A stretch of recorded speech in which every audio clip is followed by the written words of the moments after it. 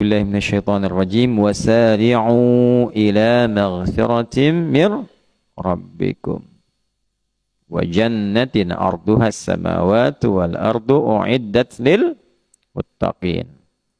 Lihat amalannya ya, sampai kita dapatkan cinta Allah dengan orang ihsan.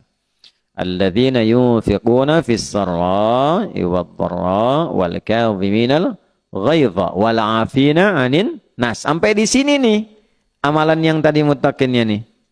Tapi lihat ujungnya, wallahu yuhibbul muhsinin. Jelas? Halo? Ya kan? Bergegaslah, cepat, cepat, cepat. Kalau saro'a itu artinya cepat, jangan banyak mikir. Jangan terlalu banyak persiapan. Ya. Beda dengan sa'a. Kalau sa'a itu bergegas tapi ada persiapan. Misalnya, sekarang hari Senin, besok hari Selasa, besoknya lagi Rabu, lusanya Jumat, masa Kamis. Bangun Mbak, bangun, kum. Lusanya Rabu, lusanya Pak Dulo juga salah sebenarnya dari itu. Cuman diam-diam aja. Jumat. Coba, waktu kita Jumatan itu ada perintah untuk Jumatan diminta bergegas. Tapi pakai sa'a. Bukan pakai saro'a. Quran surah 62 ayat 9. Ya ayyuhalladzina amanu idza nudiya lis-salati min yaumil jumu'ati bukan fasari'u. Tuh. Jadi kenapa menggunakan sa'a? Bergegas tapi siap-siap dulu. Ya, Auriga lagi mau main kamera, mau moto nih pas Jumatan tuh. Sebentar lagi mau masuk Jumat. Nah, siap-siap, simpan kameranya, fokus, ya, mandi dulu, pakai minyak wangi dulu, berangkat. Ya, jadi tidak berangkat ujuk-ujuk langsung berangkat begitu saja. Siapkan dari sebelum kita ya mendengar panggilan itu. Jumat jam berapa? Jam 12. Jam 11 sudah disiapkan. Ada yang nyiapin saking tingginya imannya dari jam 7. Siapin nanti Jumatan di mana, mana parfumnya, mana macam-macamnya gitu kan. Ya, berangkat dengan ganteng maksimal. Wah, optimal kita berangkat. Imannya optimal, gantengnya maksimal. Ya kan? Handphone dimatikan dulu. Handphone itu urusan dunia. Makanya dunia itu semua materi. Kita mau cari akhirat. Kalau dunia, handsome nggak penting. Yang penting handphone, jik. Gitu kan? Nah, tapi kalau urusan akhirat, nah itu hati kita yang dibawa. Supaya bisa lebih optimal. Berangkat pakai fas'au. Tapi kalau saro'a, wasari'u, nggak usah banyak mikir, nggak usah persiapan. Wasari'u ila maghfirah. Kalau nyari ampunan Allah, jangan banyak persiapan. Begitu merasa dosa, langsung tobat. Kalau disiap-siap ditunda-tunda, ya seperti kisah yang dulu disampaikan di sini. Siapa yang ngasih kisah itu? Kisahkan seorang pemuda yang tiba-tiba berdosa, tobatnya ditunda untuk besok harinya, ternyata malam meninggal. Huh? Siapa tuh?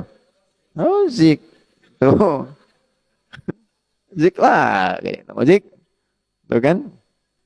Tobat langsung. Terus saya ke toilet dulu, pulang dari toilet, tobat. Gak bisa. Ya. Tobat salah, langsung tobat. Innamat taubatu 'ala Allahi lilladzina ya'maluna su'a bijahalatin thumma yatubuna min qarib. Cepat tobatnya kata Allah, jangan tunda-tunda, itulah syara'ah. Ya. Nanti ada orang yang setelah itu dia berharap mendapatkan tempat pulang seluas langit dan bumi. Wa jannatin arduha as-samawati wal ardu 'iddat lil muttaqin. Nah, orang takwa, ada golongan takwa. Takwanya yang mana nih levelnya?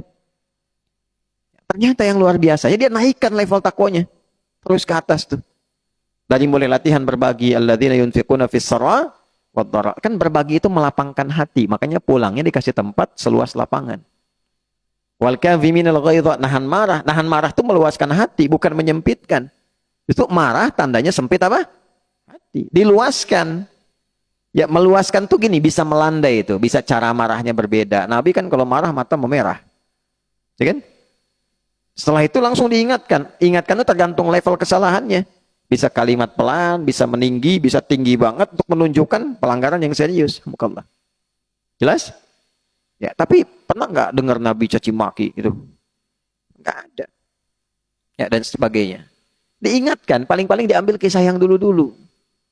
Ini jangan seperti umatnya Musa alaihissalam, banyak nanya nggak dikerjain gitu kan? Kalaulah Musa hadir sekarang, tentu Musa pun akan beriman kepadaku, dan seterusnya. Itu kalimat-kalimat yang membuat kita berpikir. Gak ada sejarah ditemukan di ilmu hadis, Nabi marah-marah. Misal, dan wallahu a'lam, kan kita tidak menyebut hal demikian, gak ketemu. Ya, jadi ditata, tata.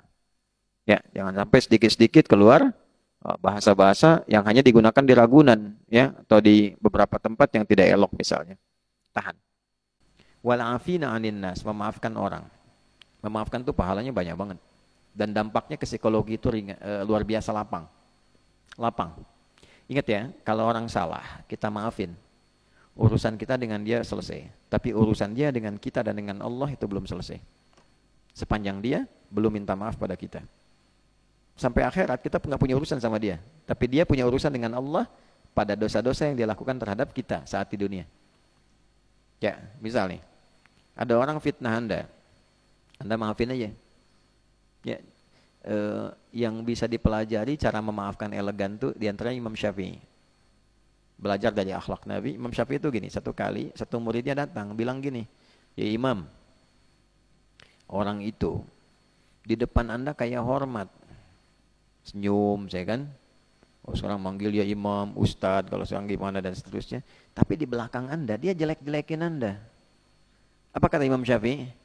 Alhamdulillah, berarti saya masih terhormat nih. Wibawa saya katanya.